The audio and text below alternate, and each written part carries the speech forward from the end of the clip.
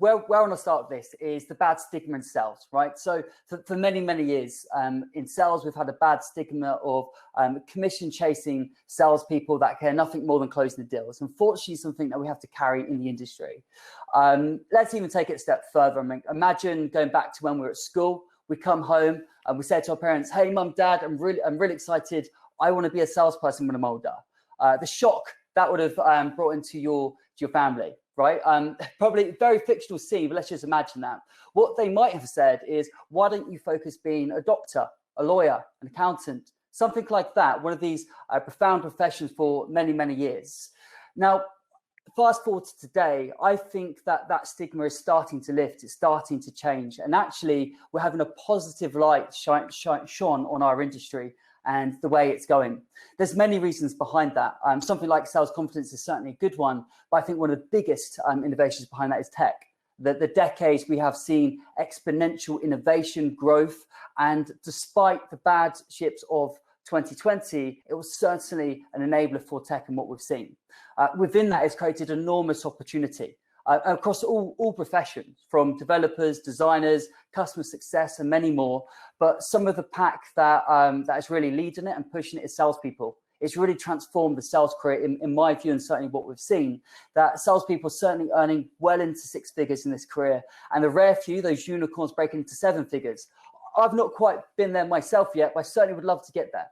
So things have certainly changed. But when we look at the sales career structure, it's not quite there versus others, right? So in other qualifications and professions, you might go to university for certain reasons, and you might then go to gain further qualifications in your career and go to a company where you can further progress. It's quite clear cut, mostly. In sales, we still need to kind of figure it out ourselves. And that's very much the problem I think many face and many struggle when they try to pursue. So where the pillars came from was, is there a way to help people with this path forwards? Alex mentioned there that I interviewed 50 elite salespeople all across the globe. I tried to focus on different industries, but kept bringing back to tech.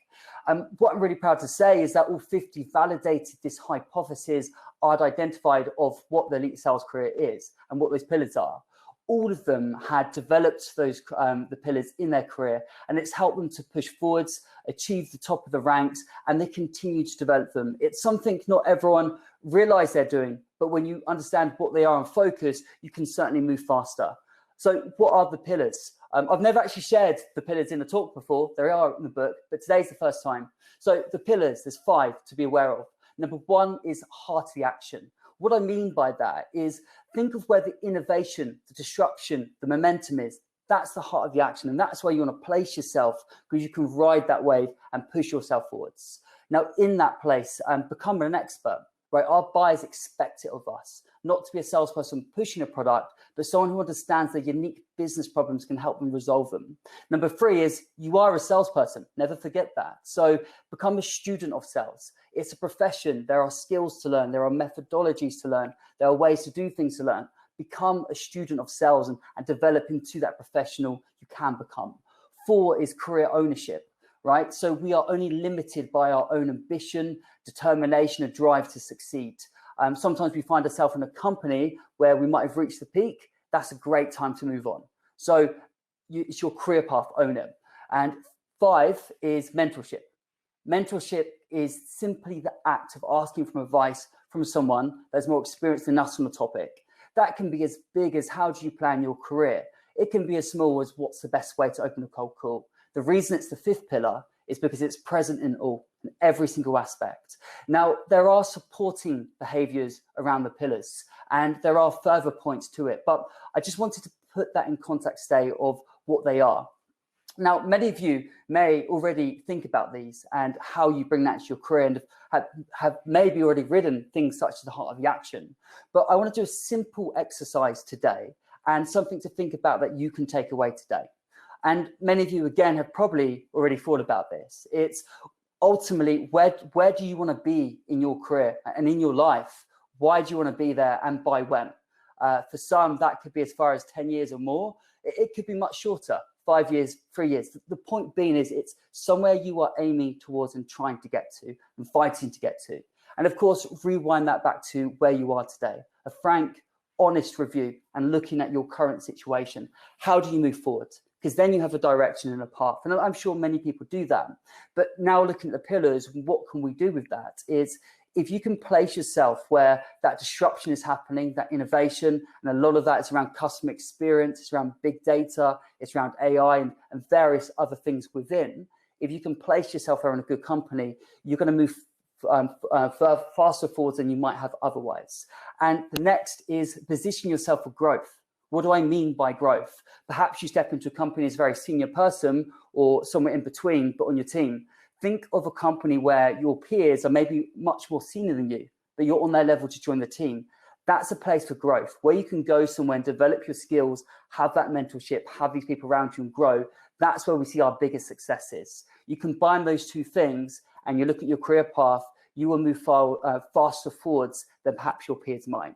That's some of the things that Elite have done and do. There's many more things to share, and the book is packed with all of that, with what the pillars are, sharing those key stories of those 50 elite salespeople, 17 in the book, and things people can do. So in summary, what I want to share today is I think this is an incredibly exciting time to be in sales, and it's changing, it's transforming. I shared what the pillars are and hopefully some useful information you can take away today to help you develop your career. Okay, you might not see the impact today, but certainly will get you focused on something you might be able to do today. And if I have one ask for the audience today, some of you may have already read the book, some of you may have never heard of the book, and this is the first time. If you have been intrigued and you do, there's just one small ask I have, which is please do leave a review, 5-star preferably for good comment. I'm particularly proud of those reviews on there. And the reason behind that is I have one big goal behind this is I want to help 100,000 salespeople out there reach the peak that this career can offer them. And those reviews, that's what drives the momentum. That's what drives the noise. I still am an individual contributor. There's a lot left I want to achieve. So this is really a project about giving back. So that's what I wanted to share today. I hope I've given some value to the audience. I hope I've given you something to think about in your career. And over to the other brilliant speakers we've got lined up.